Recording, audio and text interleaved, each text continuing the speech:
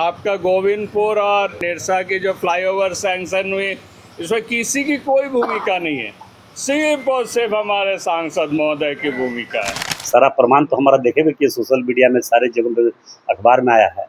वो फर्जरी आदमी सिर्फ पैसा कमाने के लिए इस तरह धंधा बना के रखा हुआ, उसका चरित्र में ही पैसा कमाना है। 1990 से 2000 तक विधायक थे और डुल्लू महतो जो है वो 2009 में पहली बार विधायक। बाप जब था उस समय भी हम विधायक थे, पता है कि उसको बता देना। एक अनपढ़ और गंवार सांसद है, उनको मैं क्या बोलूं। क्योंकि अनुकंपा पर, दया पर विधायक बना है, इसलिए वो हमारा टिप्पणी क्या करेगा, उसका टिप्पणी करने वाला नहीं है और ये किसी कीमत पर नहीं होगा। वो जो चाहता है वो नहीं होगा। सब जानते हैं जो ढुल्लू बड़का रंगदार है, हर जगह पे उसको रंगदारी चाहिए, हर जगह पे पैसा चाहिए, पैसा नहीं होगा। सिर्फ ढुल्लू और उनके भाई शरद, हम बोलेंगे हरिश्चंद्र के भाई है, ऐसा तो नहीं ना है। ये दिमाग में आप लोग डाल लीजिए, और लोग भी जानते हैं ढुल्लू मत झूठ बोलने वाला नहीं है, फॉल्स बाजी करने वाला नहीं है। अहंकार जो बोलता है वो अहंकार उनके ऊपर जन्म हो गया, क्योंकि वो आज के दिन झारखंड ही नहीं, नेशनल लेवल में सबसे अमीर आदमियों में से एक। धनबाद और निरसा के बीच बन रहा फ्लाईओवर जुबानी वार का कारण बन गया है। अभी ढुल्लू महतो ने निरसा के विधायक अरूप चटर्जी को कहा था कि भैया वो अनुकंपा पर विधायक है, उनका काम सिर्फ रंगदारी मांगना है। वो तो ओपन बोल रहा है कि हमको हाँ, उसको तो ओपन बोल रहा है कि कंपनी वाला हमसे मिलना चाहिए, उसको रंगदारी चाहिए, तो वो बोले खुल के अखबार में दे के रंगदारी। वो तो बोल रहा था कि हम कुछ किए ही नहीं है। सारा प्रमाण तो हमारा देखे हुए कि सोशल मीडिया में सारे जगह पे अखबार में आया है। वो फर्जरी आदमी सिर्फ पैसा कमाने के लिए इस तरह धंधा बना के रखा हुआ, उसका चरित्र में ही पैसा कमाना है, मकसद ही पैसा कमाना। निरसा का कभी विकास ही नहीं चाहा, निरसा का भला ही नहीं चाहा। वहाँ के लोगों को समझना चाहिए, और उसका हिम्मत नहीं कि काम रोक देगा। काम किसी कीमत पर नहीं रुक सकता है, किसी कीमत पर नहीं। अब जिला प्रशासन को इस पर ध्यान देना होगा। काम अगर रुकेगा तो उस पर मुकदमा होगा। और क्या ऐसा सरकार में रह के, ऐसा थोड़ा है कि सरकार में रह के सरकारी काम में बाधा देगा, सरकारी काम को रोकेगा, विकास का काम को रोकेगा। इस तरह से किसी भी कीमत पर नहीं हो सकता। और अनुकंपा पर विधायक बना है ना, उसको क्या समझ में आएगा। अनुकंपा पर विधायक बनने वाला को जमीन का दर्द नहीं हो सकता, यहाँ का जनता का दर्द नहीं हो सकता है, यहाँ का विकास का बारे समझ ही नहीं सकता है, क्योंकि अनुकंपा पर, दया पर विधायक बना है।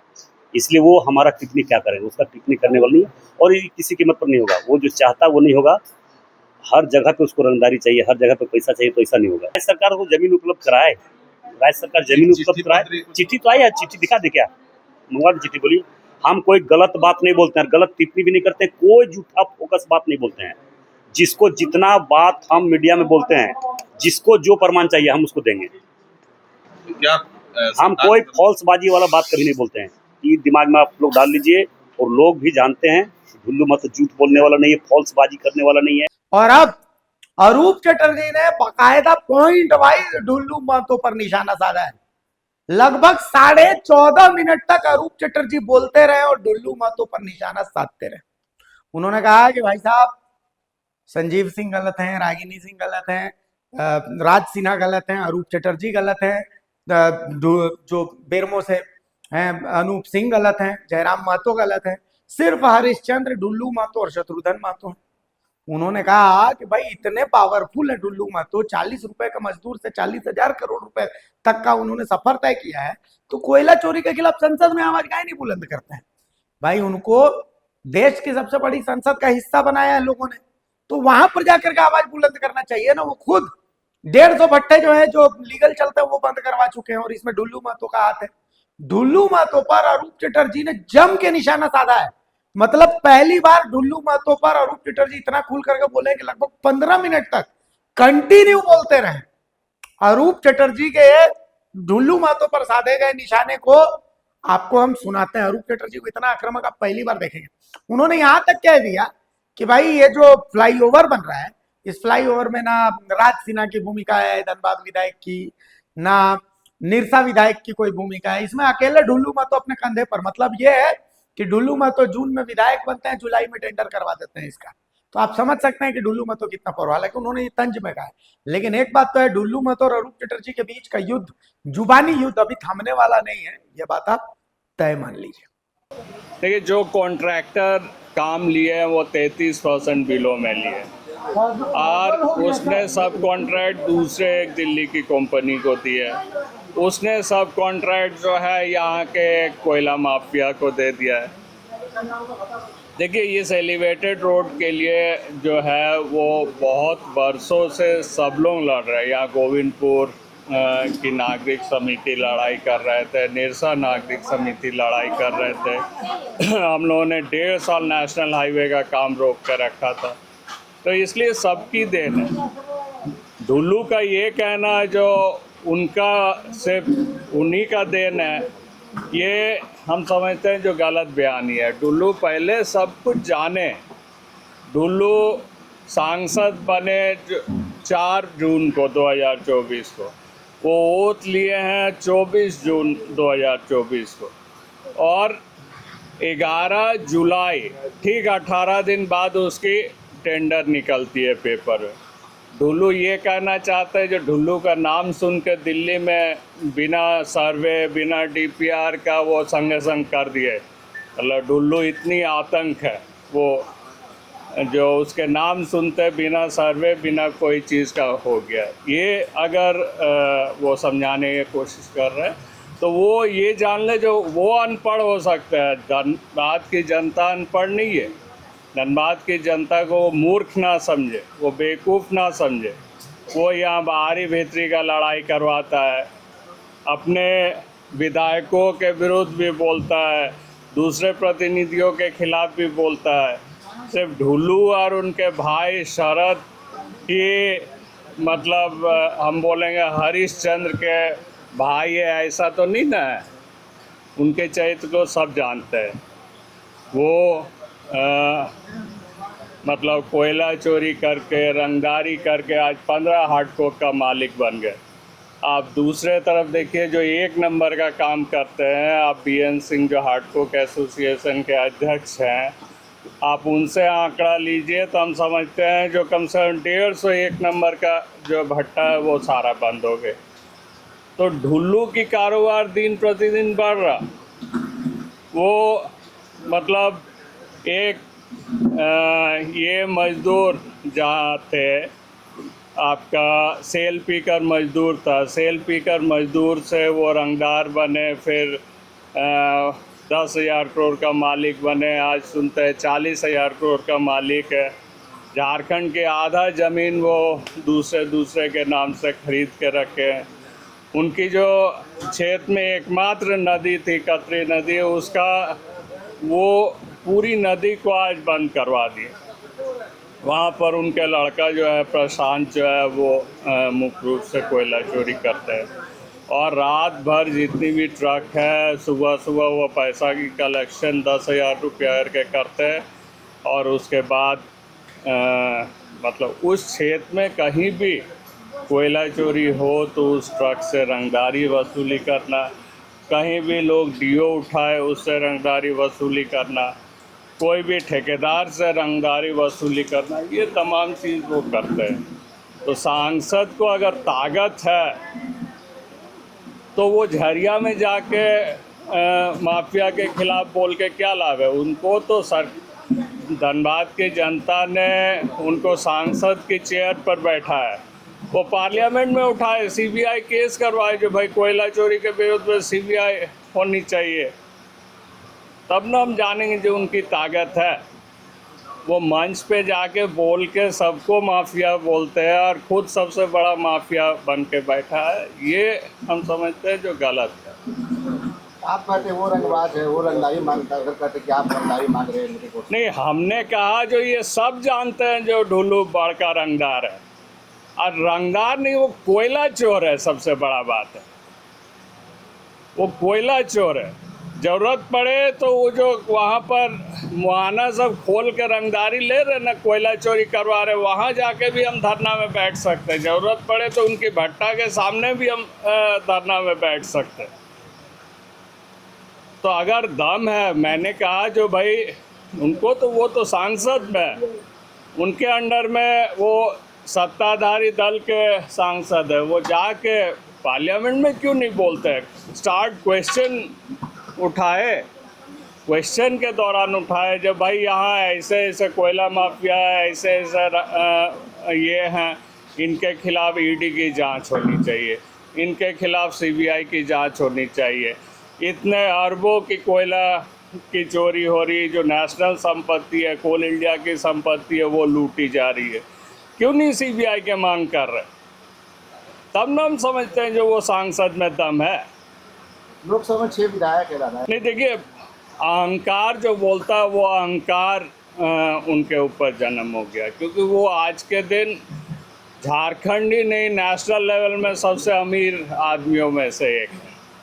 तो उनके पास अथाह पैसा हो गया, वो पैसा उनका बोलता है, जिसके कारण उनको भाजपा के भी जितने विधायक हैं, चाहे राज सिन्हा जी हो, रागिनी जी हो, आपके बोकारो की बिरिंची जी हो, इनके खिलाफ भी वो बोलते रहते हैं। यहाँ हमारे मेयर साहब के खिलाफ भी बोलते हैं, जयराम महतो जी के खिलाफ भी बोलते हैं, हम लोगों के खिलाफ भी बोलते हैं।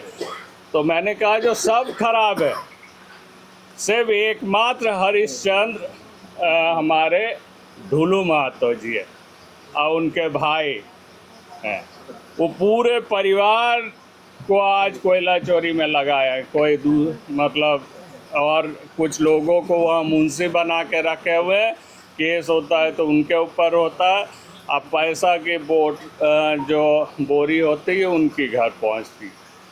वो तो खुद कहते हैं कि हम गरीब का नेता हैं, और खुद गरीब का नेता और मजदूर का नेता है। क्या मैं कहता हूं जो वो गरीब के नेता है, तो किस गरीब को इतना अमीर हो गया जो 40 रुपया की हाजिरी से आज 40,000 करोड़ की मालिक बन गए? कौन राम भक्त ऐसा है जो अमीर हो गए? कौन भाजपा नेता ऐसा है जो इतनी अमीर हो गए? और लोगों को सब लोग काम करते हैं। अब गया पुल बनी तो उसमें राज सिन्हा जी को हमने देखा है विधानसभा में लगातार इस चीज़ को उठाते हुए। हमने शेखर अग्रवाल जी को भी देखा इस मुद्दे को माननीय मुख्यमंत्री महोदय के सामने रखते हुए। लगातार उनकी प्रयास रही है। राज सिन्हा जी के लगातार विधानसभा में इस मसले को उठाए।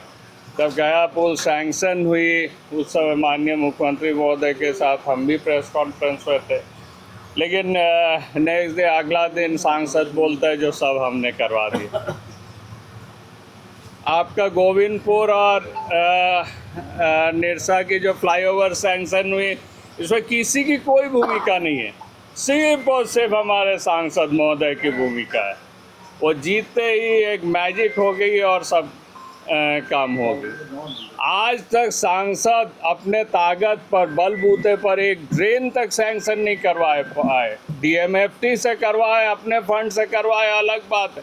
वो बोले ना कि भाई हमने दिल्ली से ये ड्रेन सैंक्शन करवा के ले आए, तब न मानेंगे वो सांसद है। दिन भर कोयला चोरी करना और यहाँ रंगदारी करना, और उसके बाद दिल्ली में जाके एक फ़ोटो और फेसबुक में डाल दिया कोई मंत्री के साथ, मतलब काम हो गया। वो जिनसे मिलते हैं अपनी व्यक्तिगत काम से मिलते हैं। आज स्टील मंत्री से मिल रहे तो वो बोकारो स्टील में वहाँ पर ठेकेदारी के लिए मिलते हैं। कोयला मंत्री से मिलते हैं तो यहाँ ट्रांसपोर्टिंग BCCL में करने के लिए मिलता है। ऊर्जा मंत्री से मिलते हैं तो MPL जैसे संस्था में ट्रांसपोर्टिंग के लिए मिलता है।